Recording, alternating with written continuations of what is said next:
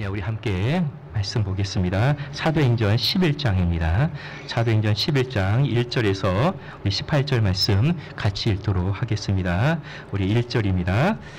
유대에 있는 사도들과 형제들이 이방인들도 하나님의 말씀을 받았다함을 들었더니 베드로가 예루살렘에 올라갔을 때에 할례자들이 비난하여 이르되 내가 무할례자의 집에 들어가 함께 먹었다 하니 베드로가 그들에게 이 일을 차례로 설명하여 이르되 내가 요빠시에서 기도할 때 황홀한 중에 환상을 보니 큰 보자기 같은 그릇이 내 귀에 메어 하늘로부터 내려 내 앞에까지 드리워지거늘 이것을 주목하여 보니 땅에 네 발 가진 것과 들짐승과 기는 것과 공중에 나는 것들이 보이더라. 또 들으니 소리 있어 내게 이르되 베드로야 일어나 잡아먹으라 하거늘 내가 이르되 주님 그럴 수 없나이다. 속되거나 깨끗하지 아니한 것은 결코 내 입에 들어간 일이 없나이다 하니 또 하늘로부터 두 번째 소리 있어 내게 이르되 하나님이 깨끗하게 하신 것을 내가 속되다고 하지 말라 하더라. 이런 일이 3번 있은 후에 모든 것이 다시 하늘로 끌려 올라가더라.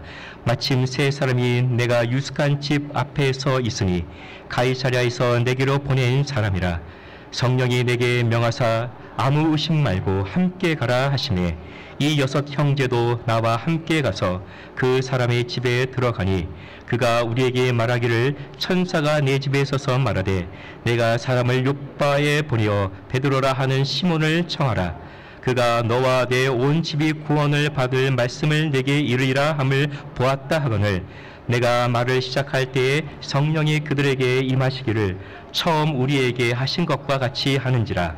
내가 주의 말씀에 요한은 물로 세례를 베풀었으나 너희는 성령으로 세례를 받으리라 하신 것이 생각나노라.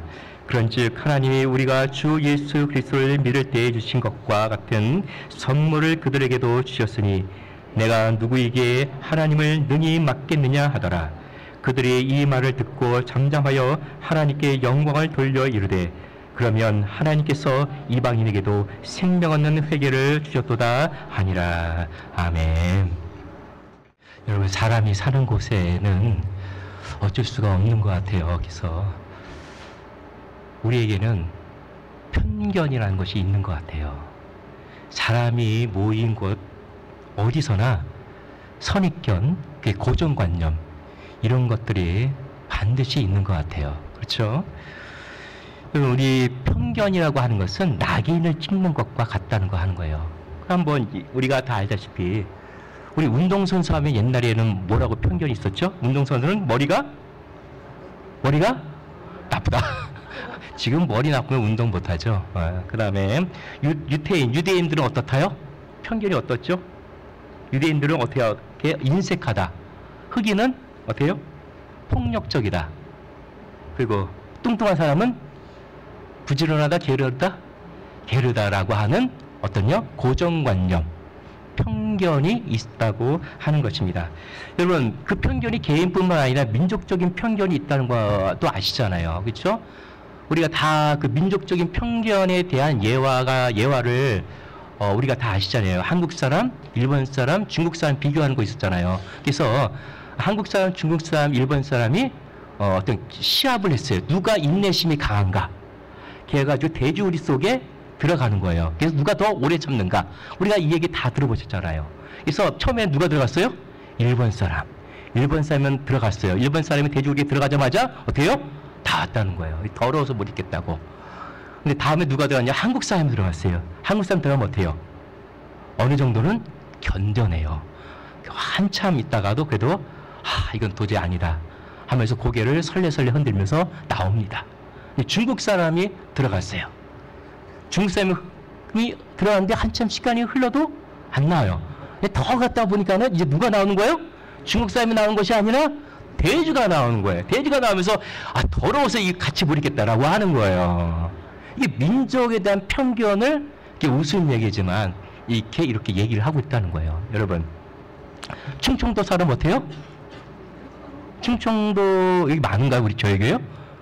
충청도 사람은 좀 느리다라고 해야죠. 충청도 사람은 전라도 사람을 좋아한다? 싫어한다. 뭐 이런 거 있죠. 정치인들은 거짓말을 잘한다. 막내는 의존적이다. 하고 이런 편견 아닌 이렇게 편견이 우리가 살면서 있다고 하는 것입니다. 그럼 여러분, 교회 안에는 편견이 있을까요? 없을까요? 교회 안에도 편견은 있어요. 주보 칼럼에 보시면은 제가 몇 가지 있는 걸 좀 옮겨 왔는데요. 여러분, 주보 보세요, 주보. 남이 새벽 기도에 못 나오면 뭐 어떻게 해요? 게을러서 못 나온 걸로 이렇게 보고, 자기가 새벽 기도에 못 나오면 어떻게 해요? 일이 있어서, 사정이 있어서, 바쁘고, 난 사업차 너무 바빠, 못 나와. 그 다음에 또 남이 눈물로 기도하면 뭐예요? 유별나다라고 생각해요. 통곡하고 울면 뭐 잘못했냐고 또 이렇게. 근데 내가 눈물로 기도하면 하나님 앞에 진실한 마음으로 통회하고 자복하는 마음으로 나간다고 이렇게 생각을 한다는 거예요. 남이 기도를 길게 하면 어떻게 해요? 여기는 뭐 주책 없다고 이렇게 나와 있어요. 주책 없다고 하나 봐요. 내가 기도를 길게 하면 뭐예요? 정성을 다하고 있다라고 생각해요. 그리고 하나님 주시옵소서. 남이 그렇게 기도하면 뭐예요? 기복신앙이라고. 자기가 그렇게 주시옵소서라고 기도하면 뭐예요? 나는 언약의 말씀을 붙들고 기도하고 있다고. 이렇게 하고 있다는 거예요. 내가 예배에 참석하지 않는 것은 한 일주일 빠져도 남이 그렇게 일주일 정도 빠지고 예배에 참석하지 못하면 우리는 어떻게 봐요? 보통 저 사람 신앙이 없기 때문이라고. 내가 만약에 예배에 빠지면 어떻게 해요? 하나님은 어디나 계시다. 이 정도야. 내 신앙으로는 극복할 수 있어. 뭐 이런 게 신앙의 수준을 이제 얘기하고, 예배 시간에 늦으면, 남이 늦으면 앉아있는 사람이 들어오는 사람 보고 뭐라고 얘기하죠? 여기는 5분만 일찍 출발하지. 그렇지만 우리 교회는 뭐예요?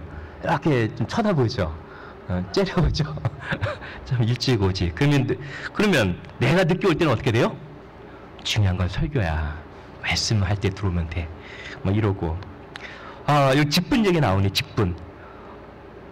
다른 사람이 교회에서 직분을 받으면 벌써? 자기가 직분을 받으면 어떻게 해요? 이제 주는 거야? 막 이런다고 하는 거예요. 그리고 이사 가는 거. 넓은 집으로 이사 가면 어떻게 돼요? 남이 넓은 집으로 이사 가면 성경 구절 이런 걸 딱 생각내는 거예요. 비난하는 거예요. 야, 예수님은 머리 둘 곳도 없었는데 말이야. 그 자기가 큰 집으로 이사 가면 어떻게 돼요? 하나님께서 내 지경을 넓히셨다. 이렇게 하고. 이거 여자분들인데 화장을 교회 올 때 화장하는 것은 뭐예요? 남이 교회 올 때 화장을 진하게 왔어요. 진하게 하고 와요. 그럼 뭐예요? 사치스럽다라고 하고 있고, 자기가 그렇게 하면 뭐예요? 최소한의 에티켓이라고 이제 그렇게 한다고 하는 것입니다. 이것처럼 교회는 편견이 있어요. 교회도 이렇게 편견을 가지고 있다고 하는 것입니다. 여러분, 우리 목사님 중에 이렇게 다니신 분 있죠? 성도님 중에도 가끔 있어요. 이렇게.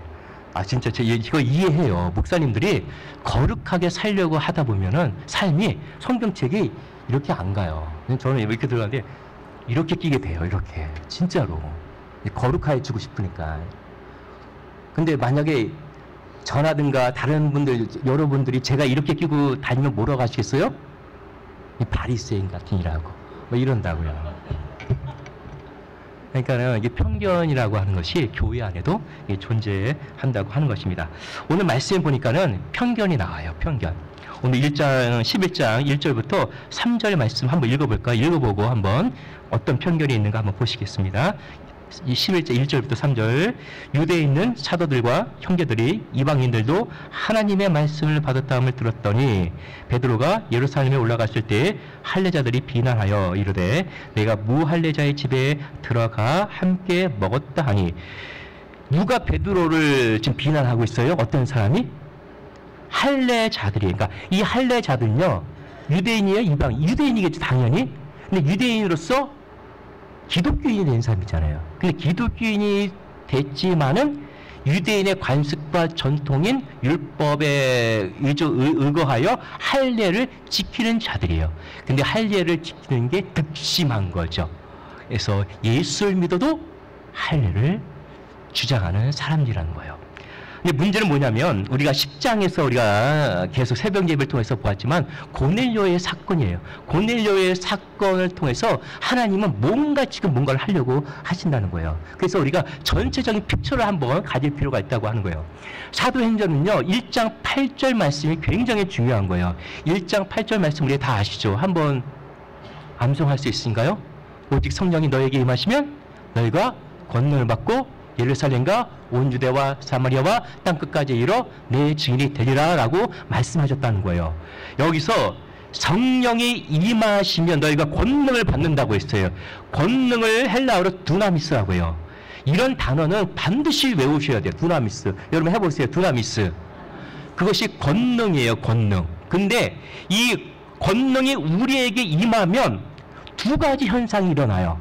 그 두 가지 현상이 두나미스라고 하는 단어, 파생된 두 단어의 의미하고 그 개념하고 같은 거예요. 그러니까는 두나미스라는 헬라어에서 영어가 두 가지가 나왔어요. 하나는 다이내믹하다고 할 때 다이내믹이 나왔고, 또 하나는 다이나마이트라고 하는 단어가 나왔어요. 따라서 사도행전은 이 두 가지의 관점으로 보시면 돼요. 하나는 다이나마이트 같은 성령의 파워풀한 능력. 그것이 예수를 믿는데 수많은 사람들이 3,000명, 5,000명 수많은 사람들이 예수께 돌아오는 성령의 능력의 역사가 사도행전에서 한 줄기로 흘러가고 있고, 다른 하나는 그런 파워풀한 성령의 역사로 말미암아 다이내믹한 교회 공동체가 이루어지고 있다라고 하는 것을 우리는 사도행전으로서 두 가지를 늘 염두에 두고 보셔야 된다는 겁니다.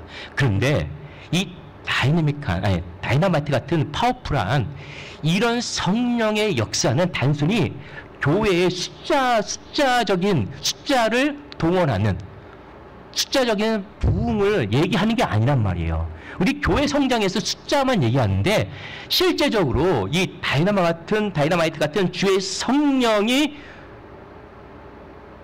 파워풀한 성령이 지나갈 때 일어나는 일은 뭐냐? 그것은 우리의 생각을 깨트리는 거예요. 예루살렘에서 사마리아와 그 다음에 온 땅으로 넘어갈 때 예루살렘에서 사마리아로 넘어가기가 굉장히 어려웠어요. 왜 그랬을까요? 유대인들의 사고 체계 때문에 그랬어요.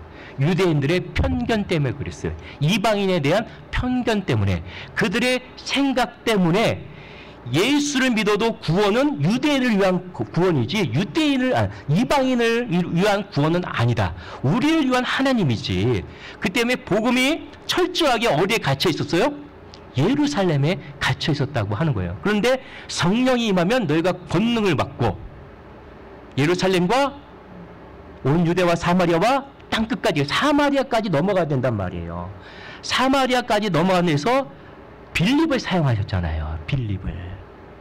그러니까 하나님은 빌립을 사용했고, 오늘은 베드로를 통해서 이제는 진짜 완전히 사마리아하고도 결이 다른 완전한 로마 사람이 이방인, 그 결이 다른 이방인들에게 복음을 전해야 되는데 성령의 역사는 그렇게 흘러가야 되는데 유대인들의 이 편견 때문에 지금 복음이 지체되고 있는 상황 속에서 하나님께서 십장을 통해서 예루살렘의 대표격이라고 하는 베드로를 통해서 베드로의 편견을 깨뜨림으로 말미암아 예루살렘 유대인의 교회, 유대 크리스찬들의 생각을 지금 다 깨뜨리고 있는 겁니다. 깨뜨려야 복음이 어떻게 돼요? 사마리아 다음에 어떻게요? 땅끝까지, 이방까지 갈 수 있다고 하는 것입니다. 그런데 이렇게 비판하고 편견을 가진 유대인 중에 어떤 사람, 특별히 어때요? 할례자들, 이 할례자들이 베드로를 오늘 비난했다고 했어요. 비난했다고. 이 할례자들은요, 1절 말씀 보면은 이방인들도 하나님의 말씀을 받았다? 여기에 관심이 없어요. 이 사람들 실제적인 거, 저들이 이방인들이 예수를 믿고 구원받았다, 성령이 임했다, 세를 줬다, 이런 거에 관심이 있는 것이 아니라 왜 예루살렘의 대표격인 베드로, 너 유대인 아니야, 유대인으로서 왜 이방인과 함께 교제했느냐? 교제했다는 것은 뭐예요? 밥을 먹었다는 거예요. 밥을 먹었다는 거. 그 밥을 먹었다는 게 왜 문제가 되죠? 밥을 먹을 때 음식들이 우상들에게 바쳤던 음식들이 대부분 그렇다는 거예요. 먹으면 부정하게 돼요. 레위 율법에 따라 부정한 것을 먹으면 부정하게 돼요. 이제 이런 모습 때문에 유대인은 이방인과 상종하지 않습니다. 이제 이런 상황 속에서 있었던 거예요. 그래서 할례자들이, 특별히 이 할례자들은 율법에 그들의 관습과 문화에 철저하게 고착화된 사람들이에요. 예수를 믿지만은 베드로를 통해서 하나님의 역사가 일어나지만 전혀 그거에 무관심한 거예요. 관심이 없는 거예요. 오직 너 왜 이방인들과 밥을 먹었느냐, 이거는 우리의 관심이 없는 거야. 어떻게 이럴 수 있는가 라고 하는 것에 대해서 비난을 했다고 하는 것입니다. 이 비난이 그러니까 결국은 어디서부터 온 거예요? 편견에서 온 거예요. 편견. 이방인에 대한 편견. 특별히 하나님의 뜻과 관계없는 이방인들, 하나님의 뜻과는 관계없이 유대인들만이 갖고 있는 편견. 그러니까는 유대인들만이 갖고 있는 편견은 달리 얘기한다면 유대인들은 하나님에 대한 편견을 갖고 있다고 하는 것입니다. 그래서 하나님께서 10장을 통해서, 11장을 통해서, 나아가서 15장을 통해서 유대인들의 편견을 깨트리시는 겁니다. 그래서 우리가 10장에다 보았듯이 사도 베드로가 환상을 보지 않습니까? 그 깨트리는 사건을 베드로를 통해서 우리가 알 수 있는데, 4절부터 우리 10절 말씀인데 우리가 좀 읽기는 좀 길고 우리가 큐티를 통해서 계속해서 보고 있으니까는 요약해서 설명해 드릴게요. 하나님께서 베드로에게 환상을 보여줘요. 하늘이 열리고 보자기 같은 것이 내 귀퉁이에 매여서 내려오는데 거기에는 여러 가지의 짐승들, 곤충들이 다 있었다고 하는 거예요. 그래서 부정한 것들이 많았었어요. 그래서 하나님께서 베드로에게 그것을 보면서 잡아 먹으라 라고 얘기하고 있어요. 여러분 7절 말씀 보세요. 7절 말씀 한번 비춰주세요. 7절. 또 들으니 소리 있어 내게 이르되 베드로야 일어나 잡아먹으라 하거늘. 8절. 내가 이르되 주님 그럴 수 없나이다. 속되거나 깨끗하지 아니한 것은 결코 내 입에 들어간 일이 없나이다 하니라고 말씀하고 있다는 거예요. 그러니까 하나님은, 하나님의 큰 픽처가 있어요. 유대인뿐만 아니라 예수 그리스도를 통해서 이방인도 하나님의 자녀로 삼으려고 하는 큰 그림을 그리고 있다고 하는 것이에요. 근데 유대인들은 하나님에 대한 편견을 갖고 있었다는 거예요. 그게 뭐예요? 유대인은 우리의 하나님이죠. 구원은 유대인으로부터 말미암아 온다고 하는 것. 예수를 믿어도 구원은 유대인부터 구원을 받는 거야. 만약 이방인이 구원을 받으려면 너희가 유대인이 되라는 거예요. 먼저 유대인이 되라는 거예요. 그러니까 율법을 지키고 할례를 받아야만이 그 다음에 어떻게 구원을 받을 수 있다는 거예요. 이게 기독교 안에, 크리스천 안에서도 엄연히 유대인이 갖고 있던 생각이에요. 그러니까 이렇게 생각하면 돼요. 우리가 유교잖아요. 유교식 그리스도인. 마찬가지로 유대식 그리스도인이란 말이에요. 조금 빗나간 얘기지만 제가 학교에서 공부할 때 유교를 배웠어요. 유교를 배우니까요, 좋은 점이 우리 교회 안에 다 유교적인 성향을 갖고 있잖아요. 놀란 사실이 저 사람의 다음 행동이 한 수 두 수가 보이는 거예요. 유교니까 똑같아요. 배운 대로 똑같이 행동하더라고요. 난 너무 놀랐어요. 다음 취할 액션, 취할 행동이 저거겠구나라고 했더니 똑같이 그렇게 하고 있더라고요. 그러니까는 그 정도로 우리도 어떻게 해요? 예수를 믿지만 어떤 식으로 예수를 믿어요? 유교식으로 예수를 믿고 있다고 하는 거예요. 마찬가지로 유대인들이 예수를 믿지만 아직도 그들의 전통에 묶여 있는 거예요. 그 전통을 준수하다 보니까 그것이 자기들의 하나의 잣대가 됐고 기준이 돼버렸어요. 그러니까 이방인들은 절대 그들과 함께 교제할 수가 없다고 하는 거예요. 이방인들은 지옥에 뺄감 정도로 생각을 했다고 하는 거예요. 그런데 하나님의 생각은 다르다고 하는 거예요. 하나님의 생각은 유대인뿐만 아니라 이방인도 예수를 믿어서 구원받게 함으로 말미암아 온 인류가 예수 그리스도로 말미암아 우리 안에 그리스도 형상이 이루어짐으로 말미암아 모두가 하나님께 영광을 돌리고 하나님의 자녀가 되는 그런 계획을 영원전부터 갖고 계셨단 말입니다. 그런데 유대인들이 이런 편견을 가지고 있었기 때문에 베드로가 하는 이 대표를 통해서 어떻게 해요? 그 편견을 지금 깨트리는 거예요. 하나님께서 뭐예요? 그 모든 곤충들 더러운 것들을 보자기에 보여주면서 베드로야 너 먹으라 라고 했는데 어떻게 해요? 베드로가 뭐라고 얘기해요? 그러시 주님 절대 그럴 수 없나이다 라고 얘기해요. 우리가 마찬가지예요. 하나님의 뜻은 이것인데 하나님의 뜻은 하나님의 뜻이고 내 뜻은 내 뜻입니다. 하나님 그렇게 할 수가 없어요. 이 문제만큼은 이 사람만큼은 하나님의 뜻대로 하기 싫어요. 이렇다고 하는 거예요. 우리가 예수 그리스도를 믿는다는 것은 나를 통해서 어떻게 해요? 하나님의 형상이 드러나고 하나님의 의가 드러나는 거잖아요. 내 질그릇 속에 있는 예수 그리스도, 질그릇이 깨져야만이 빛 대신 예수 그리스도가 나오게 되어 있단 말입니다. 이스라엘 유대인의 편견 때문에 어떻게 해요? 하나님의 뜻이 펼쳐지지 않는 거예요. 내가 고집을 부리고 내 뜻을 주장함으로 말미암아 어떻게 해요? 내 안에서 나와야 할 하나님의 성품과 하나님의 아름다운 모습이 나를 통해서 안 나온다고 하는 거예요. 잡아먹으라. 이게 무슨 뜻이야? 너 편견을 갖지 마라. 더럽고 깨끗하는 거 인간의 편견이 아니라 하나님은 너희가 깨끗하다 더럽다고 하는 것을 하나님은 깨끗하다 하셨으니 너희도 깨끗하게 여겨라 라고 하는 것입니다. 다시 얘기하면 이방인들을 더럽다고 여기지 말아라. 이 복음을 전하는데 이방인은 더럽다고 너희들 가졌던 편견을 깨뜨리고 이제는 사마리아를 넘어서 이제는 온 유대에 지나고 그 다음에 땅끝까지 이뤄서 이방인들에도 복음을 전해야 하니까 너희들의 생각을 바꾸라고 하는 것입니다. 그래서 베드로를 통한 유대인들의 하나님에 대한 편견을 깨트리고 있는 거예요. 이 환상을 통해서요. 여러분 편견이란 것은 뭐예요? 편견. 한쪽 부분만 보는 거잖아요. 한쪽 부분만. 그러니까 유대인들은 하나님의 한쪽 부분만 본 거예요.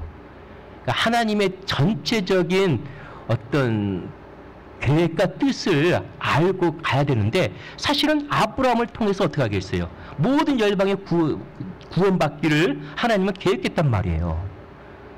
그런에도 불구하고 이방인들이 유대인들의 예루살렘의 빛을 보고 사방에서 오도록 그렇게 하나님은 다 계획하셨는데 언젠가부터는 이런 모습이 사라지고 편견 속에서 자기들만의 선민 사상에 빠져서 살았다고 하는 것입니다.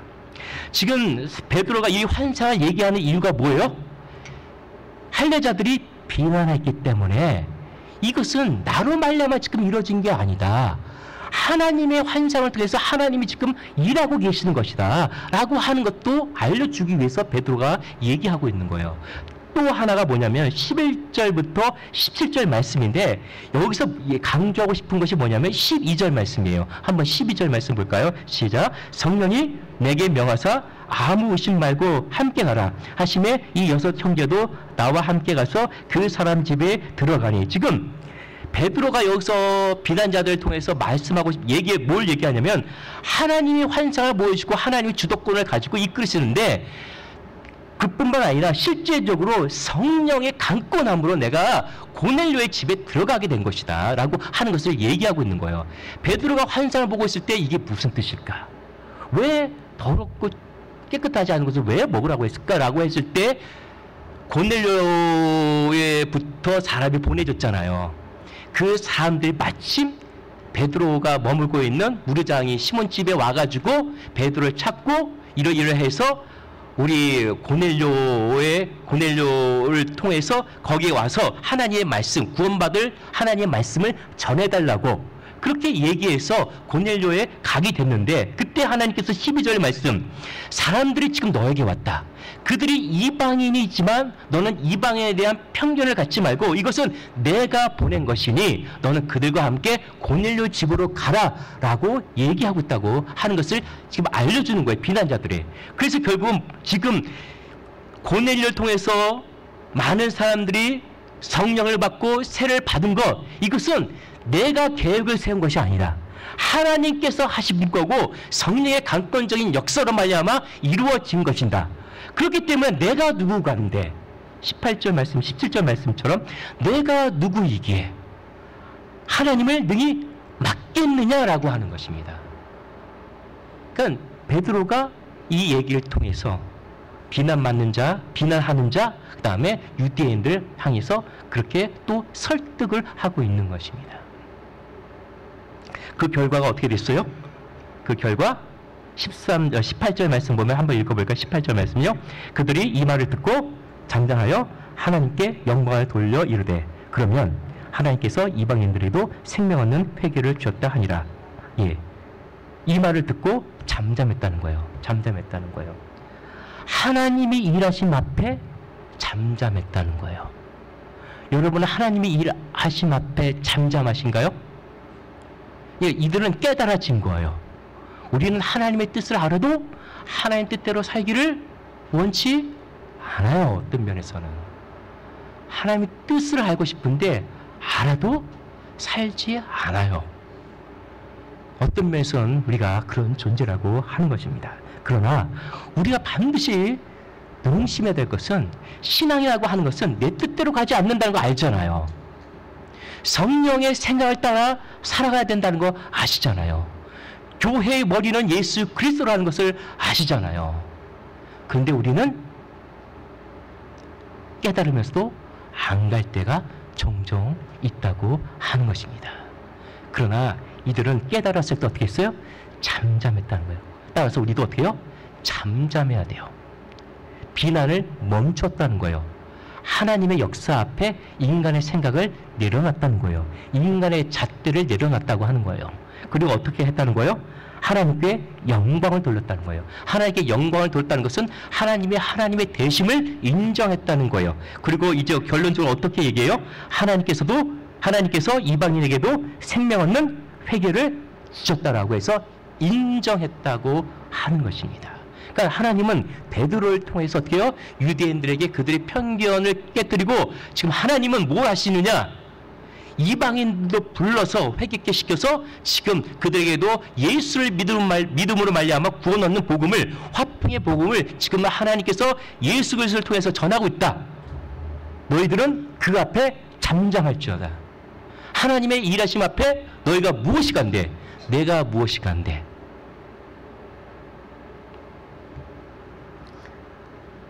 능히 맡겠느냐라는 베드로의 고백이 여러분 그 당시에도 있었지만 오늘 우리에게도 필요하다고 하는 것입니다. 그러면은 여러분 잘 생각해 보세요. 18절 말씀 보면 하나님께서 이방인들에게도 생명 얻는 회개를 주셨다라고 했어요. 따라서 교회는 예수를 믿으면 누구든지 구원을 받기 때문에 교회 안에는 누구가 이제 있게 되었느냐라고 하는 것을 생각해 보셔야 된다고 하는 것이요. 예수 믿고 구원을 받는다. 그러면 교회 안에는 원래 유대인이 있었으니까 유대인 말고 또 누가 있겠어요? 유대인 말고 교회 안에는 이방인. 그러니까 교회는 유대인뿐만 아니라 이방인도 있고 또 들어가 보면 누가 있겠어요? 누가 있을까요? 그때 당시는 사람 취급을 받지 못했던 여자들, 아이들도 교회 안에 있게 되었다고 하는 것입니다. 더 나아가서 부자들도 교회 안에 있고, 부자들가 있으면 상대적으로 어떤 사람도 있어요? 가난한 자도 교회 안에 있게 되는 거예요. 배운 자도 교회에 있고 못 배운 자도 교회 안에 있는 것이에요. 죄인들도 창녀들도 교회 안에 있게 되는 거예요. 더 나아가서 종교 지도자인 바리새인들도 교회 안에 있게 되는 겁니다. 로마 군사들 나중에 교회 안에 들어오게 됩니다. 그들과 상종하지 않았던, 계획 취급했던 누구요? 사마리아인도 교회 안에 들어오게 되었다는 것입니다. 여러분 생각해 보세요. 교회 안에 다 다양한 사람들이 다 들어와 있어요. 그러면 교회 안에 문제가 생길까요? 안 생길까요? 교회 아닌데 문제가 생길까요? 안 생길까요? 생기죠. 당연히 문제가 생깁니다. 제가 개척교회 초창기에 하신 목사님과 함께 있었는데 거기에 배운 우리 집사님이 대졸과 그다음에 국졸, 초등학교 졸업하신 우리 집사님 두 분이 계셨어요. 항상 일을 하는데 안 맞아요. 그분은 코드가 안 맞아요. 생각의 차이가 너무 달라요. 배운 자하고 안 배운 사람하고요. 보는 관점이 너무 틀린 거예요.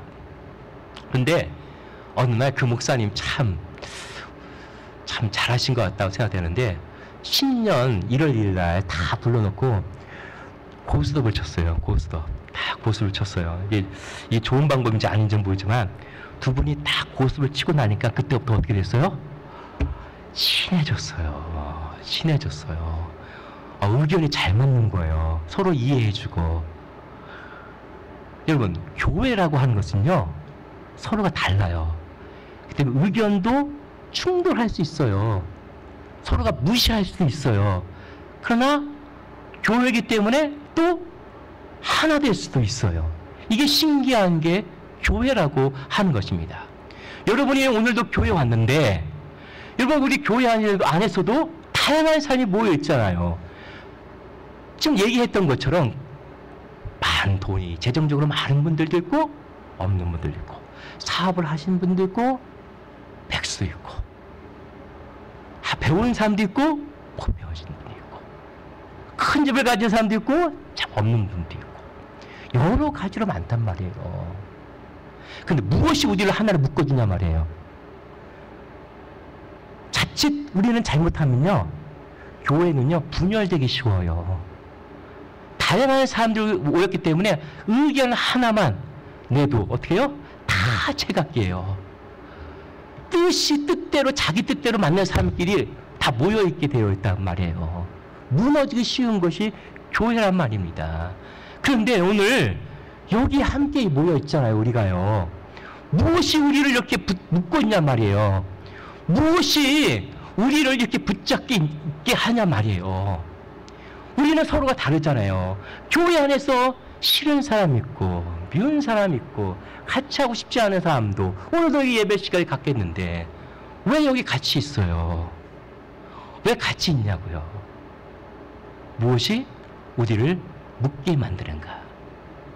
그 다른 어떤 것으로는 우리를 묶을 수 없다는 것을 알게 알려주시고 하려고 오늘 하나님 말씀하고 있다고 하는 거예요. 오직 예수 그리스도 외에는 우리를 묶어주실 만한 것이 아무것도 없다고 하는 거예요. 할렐루야.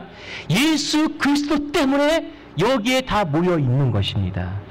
예수 그리스도의 이름 때문에 서로가 각각이지만은 생각하는 것도 각각이고 행동하는 것도 다 다른데 우리 한 곳에 이렇게 묶어줄 수 있는 것은 뭐예요? 예수 그리스도의 이름. 그 이름 외에는 어떤 것도 우리를 하나로 묶어줄 수 없다. 그것이 교회이다. 너희들이 이 사실을 예수 그리스도 외에는 어떤 것으로도 묶어줄 수 없다고 하는 이 사실을 증명해 내므로 말미암아 세상 사람들이 알게 하려고 오늘 우리가 묶어주고 있다고 하는 것입니다. 세상 사람들에게 알려줘야 되는 거예요. 그래야 세상 사람들도 들어올 듯해요. 그들이 얼마나 달라요. 우리 생각과 가치관이. 그러나 있는 모습 그대로 다 받아들여요. 어디 안에서요? 예수 그리스도 안에서는 다 받아준다는 말입니다. 따라서 우리가 항상 어디에 있어야 돼요? 여러분이 각자가 어디에 있어야 돼요? 예수 그리스도 안에 없으면은 다 분열되어 있기 마련입니다. 내 생각대로 하고 싶어하고 내 뜻대로 하고 싶어하고 내 뜻을 주장하기 원하고 이 모습은요 우리가 주 예수 그리스도 안에 있지 않다고 하는 거예요. 우리를 묶어주는 것은 오직 예수 그리스도의 평화의 복음이라고 하는 거예요. 화평의 복음 때문에 하나님과의 관계가 우리가 회복됐고 하나님의 관계가 회복됐다는 것은 내 안에 성령이 있다고 하는 것입니다. 내 안에서 하나님의 형상이 이루어지고 있다고 하는 것이에요. 그 하나님의 형상으로 말미암아 우리는 어떻게 해요? 다 새 한 사람이 될 수 있다고 하는 것입니다. 예수 그리스도 안에서요. 여러분의 색깔이 얼마나 다 다릅니까? 우리가 빨간색이라고 생각해보세요. 빨간색, 나는 빨간색이다. 빨간색인데 여러분 그 빨간색이 어떤 빨간색이냐면 불순물이 낀 빨간색이에요. 온전한 빨간색이 아니란 말이에요. 근데 예수를 믿으면 어떻게 돼요? 나의 불순물을 제거하게 돼요. 그래서 내가 빨간색인데 온전한, 완전한 빨간색으로 하나님의 형상을 드러내는 사람이 된다고 하는 거예요. 내가 가질 은사가 있잖아요. 나의 특이한 어떤 그런 모습들이 있잖아요. 은사도 있고 그런 어떤 실력도 있고 자기가 가진 뭔가가 있단 말이에요. 그 은사가 다듬어지고 예수 그리스도 안에 있으면 그 은사를 통해서 하나님의 뜻을 드러내고 예수 그리스도의 모습을 드러낼 수 있다고 하는 것이에요. 그러면 얼마나 멋있습니까? 그 색깔이. 우리가 각자 색깔이 있잖아요. 빠진 옷 파란보. 얼마나 이 무지개 색깔이 아름답습니까? 근데 한 색깔만 강조하게 되면 어떻게 됩니까?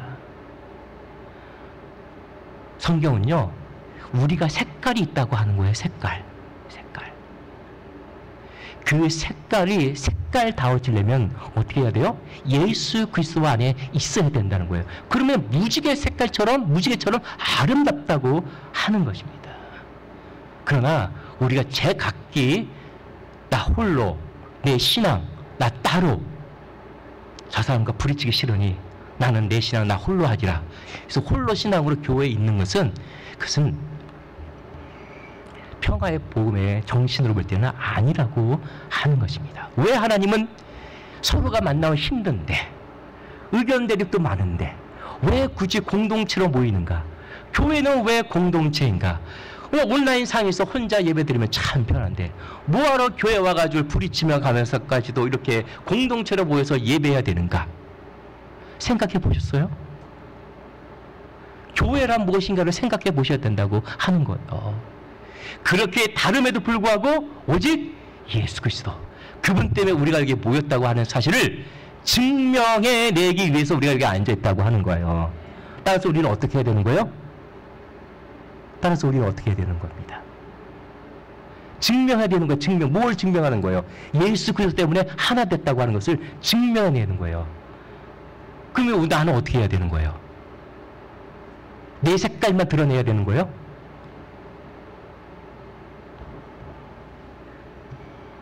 여러분, 이 손가락 있잖아요. 손가락. 5손가락 있잖아요. 이게 손이잖아요. 손. 근데 손가락이 있어요. 이 손가락들이 제각기잖아요. 근데 엄지손가락이 말하기를 야, 내가 너희 손가락 중에 제일 최고야. 최고라고 했을 때 어떻게 하지? 이렇게 하잖아. 근데 두 번째 여기 손가락이 얘기하기를 야, 나는 너희들을 모든 방향으로 다 이끌고 갈 수 있어. 내가 손가락 하나 지시로 모든 곳을 갈 수 있어. 세 번째 손가락이 뭐예요? 나는 너희들 한 번에 다 보낼 수 있어. 내가 제일 길어. 네 번째 손가락이 야, 그런 거 하면 뭐해? 사랑이 최고지. 나는 사랑 다 내 손가락을 다 차지해. 나는 사랑의 대명사야. 그러니까 새끼손가락이 자기는 얘기할 게 없어요. 뭐라고 얘기했을까요? 새끼손가락이? 너희들 내가 없으면 병신이야. 이 정도로 사람은요 이렇다고 하는 거예요. 손가락이 각각이면은 다 이래요.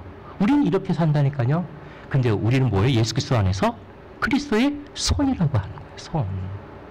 여러분, 우리가 성령 충만을 원하죠? 성령 충만은 건 다른 게 아니에요. 사도행전의 성령 충만하고 요한복음의 성령 충만이 달라요. 요한복음이 더 늦게 쓰였어요. 100년 전에 쓰였고 사도행전은 초창기에 써졌고 초창기의 성령 운동은 너무 복잡해요. 기적이 일어나고 역사 일어나고 교회 안에 방황하고 그러니까 부딪히고 하니까는 100년 후에 그것을 다 정리한 게 요한복음의 성령론이에요. 그러니까 요한복음의 성령을 아셔야 돼요. 거기는 핵심 뭐예요? 예수가 하나님 너 안에 있고 내가 예수 안에 있고 예수가 내 안에 있는 거.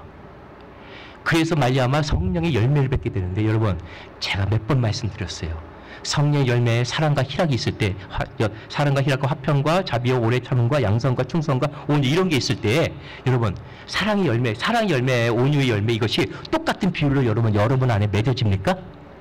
내 사랑 80% 인내 80% 이렇게 똑같이 맺어져요? 아니잖아요. 어떤 사람은 사랑이 80%인데 충성은 몇 %예요? 20%예요.